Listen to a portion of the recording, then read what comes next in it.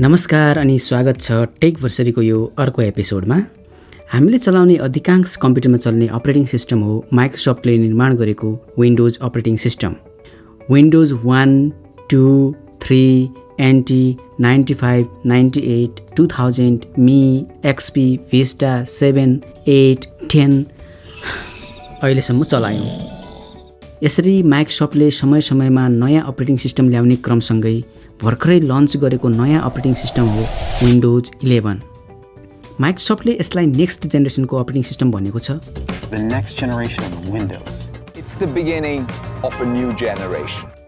वास्तवमै माइक्रोसफ्टले windows 11 lunch गर्दै गर्दा र यसका फिचरहरू हेर्दा यसले एप्पल डिभाइसमा चल्ने अपरेटिङ सिस्टम म्याक ओएससँग कडा प्रतिस्पर्धा गर्न खोजेको र त्योभन्दा अझै राम्रो र स्मार्ट बनाउन खोजेको देखिन्छ। तर दुवै अपरेटिङ सिस्टमको ग्राउन्ड रियालिटी भने धेरै फरक छ। आजको यो भिडियोमा तपाईलाई विन्डोज 11 का मेजर 11 फिचरहरूको बारेमा जानकारी दिनेछु। यस्तै सूचना प्रविधिबारे अन्य उपयोगी जानकारी प्राप्त गर्न यो च्यानल सब्स्क्राइब गरी बेल आइकन प्रेस गर्नुहोला। आउनुहोस् आजको विषयमा प्रवेश गरौँ।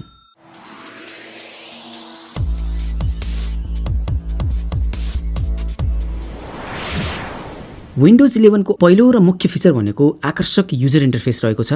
विन्डोज 11 मा एकदमै नयाँ, क्लिन र मिनिमलिस्टिक युजर इन्टरफेस रहेको छ।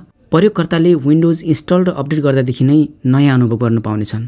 अप्टिमाइज गरिएको स्टार्ट मेनु र टास्क बार सेन्टरमा राखिएको छ, जसले गर्दा सर्च एक्सपिरियन्स एकदमै प्रभावकारी हुनेछ र एप्लिकेसन आइकनहरू समेत सेन्टरमा रहेको छ। यो फिचरले विन्डोज 11 लाई म्याक ओएस वा क्रोम ओएस को जस्तै होम स्क्रिन इन्भाइरोमेन्ट दिनेछ र तपाईले स्टार्ट मेनुको पोजिसनलाई परिवर्तन समेत गर्न सक्नुहुन्छ। अर्थात् विन्डोज 10 जस्तै बायाँतर्फ नै स्टार्ट मेनु ल्याउन सक्नुहुनेछ। त्यस्तै आइकन र ओभरअल इन्टरफेस ट्रान्सपेरेन्ट बनाइएको छ र अझै आकर्षक बनाउन राउन्डेड एज सहित तयार पारिएको छ। विन्डोज 11 को अर्को मेजर फिचर रहेको छ इम्प्रुभड थीम। यसमा तपाईले नयाँ थीमहरू पाउन सक्नुहुनेछ। विशेष गरी लो लाइट वा राति काम गर्न सहज होस् भनेर इम्प्रुभड डार्क मोड राखिएको छ र यसमा सुनिने स्टार्टअप र अलर्ट साउन्ड समेत नयाँ र फ्रेस राखिएको छ। विन्डोज 11 मा तपाईले आफ्ना आवश्यकता अनुसार विजेटलाई रिसाइज र म्यानेज गर्न सक्नुहुनेछ भने आर्टिफिसियल इन्टेलिजेन्स प्रयोग गरिएको यस विजेट मार्फत तपाईले कस्तो खालको सूचना वा जानकारी फिड सेक्सनमा हेर्न चाहनुहुन्छ भन्ने कुरा समेत मिलाउन सक्नुहुनेछ। विन्डोजमा हामीलाई झन्झटिलो लाग्ने विन्डोज अपडेट एकदमै सुधारिएको छ। धेरै जसो अपडेट अटोमेटिक रूपमा ब्याकग्राउन्डमा हुनेछ र यसलाई 40% सम्म कम गरिएको कुरा माइक्रोसफ्टले जनाएको छ। त्यस्तै लो पावर कन्जम्सन सहित search, sleep, wake up, windows hello, browsing लगायत सम्पूर्ण फिचरहरू एकदमै फास्ट बनाइएको छ भने अफिस 365 मार्फत अब एउटा डिभाइसमा रहेको डकुमेन्ट अर्को डिभाइसबाट सिमलेस चलाउन र अपडेट गर्न सक्नुहुनेछ। त्यस्तै अर्को महत्त्वपूर्ण फिचर मध्ये सिंगल स्क्रिनमा मल्टिपल एप सँगै चलाउनका लागि र उत्कृष्ट मल्टिटास्किङ अनुभवका लागि एक्टिभ स्क्रिनहरू मल्टिपल लेआउटमा स्प्लिट गर्ने सुविधा ल्याएको छ, जसलाई स्न्याप लेआउट भनिएको छ। यदि तपाईले 2 वा 2 भन्दा बढी एप्लिकेसन जस्तै web browsing, excel, video play side by side राखेर काम गर्न चाहनुहुन्छ भने यो फिचर एकदमै उपयोगी हुनेछ। तपाईले म्याक्सिमाइज आइकन मार्फत यो सेटिङ मिलाउन सक्नुहुनेछ। अहिलेको कोभिड र लकडाउनको बेला एकदमै उपयोगमा आएको माइक्रोसफ्ट टिम्स अब विन्डोज 11 मा प्री इन्स्टल भएर आउनेछ, जसले गर्दा च्याट गर्न, अनलाइन क्लास वा मिटिङ गर्नलाई अझै सजिलो बनाउनेछ। तर यसरी अपग्रेडेड भर्जनमा आएको एमएस टिम्समा कस्ता फिचर हुनेछन् भन्ने कुरा चाहिँ हेर्न बाँकी नै छ। विन्डोज 11 मा सुधारिएको टच किबोर्ड राखिएको छ, जसमा इमोजी र गिफ इन्टिग्रेसन समेत रहेको छ भने अब तपाईले भोइस टाइपिङ समेत गर्न सक्नुहुनेछ। यसले तपाईलाई टाइपिङको एक्सपिरियन्स अझै सहज बनाउनेछ। यदि तपाई विभिन्न प्रयोजनका लागि एक भन्दा बढी मोनिटर वा स्क्रिन प्रयोग गर्नुहुन्छ भने तपाईका लागि एकदमै उपयोगी फिचर विन्डोज 11 ले ल्याएको छ। अर्थात् मल्टी मोनिटर फिचरबाट तपाईले अब आफ्नो प्रत्येक भर्चुअल डेस्कटपका लागि कस्टम वालपेपर राख्नेदेखि लिएर तपाईले कुन मोनिटरमा कुन एप चलाउनुहुन्छ, अझै कुन लेआउटमा चलाउनुहुन्छ, त्यो सबै विन्डोज 11 ले स्मरण गरिराख्नेछ र तपाईले नयाँ मोनिटर जोड्ने बित्तिकै सोही अनुसारको इन्टरफेस देखाउनेछ र डिस्कनेक्ट गर्ने बित्तिकै सेकेन्डरी डिस्प्ले इन्टरफेस आफै मिनिमाइज हुनेछ।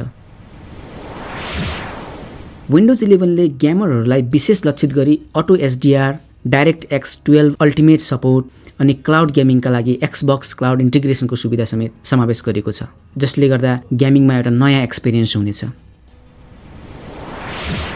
विन्डोज 11 मा माइक्रोसफ्टले एप निर्माताहरूलाई निकै नै आकर्षक फिचर ल्याएको छ।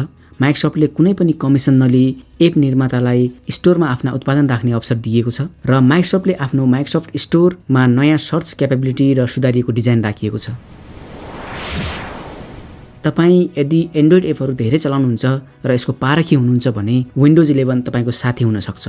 अब तपाईँले माइक्रोसफ्ट स्टोरमा गएर सिधै एन्ड्रोइड एपहरू डाउनलोड गरी डेस्कटप र ल्यापटपमा चलाउन सक्नुहुनेछ। यसको लागि माइक्रोसफ्टले गुगलसँग नभई अमेजन एप स्टोरसँग सहकार्य गरेको छ र तपाईँले एन्ड्रोइड एप इन्स्टल गर्न आफ्नो अमेजन एकाउन्टमा लगइन गर्नुपर्नेछ।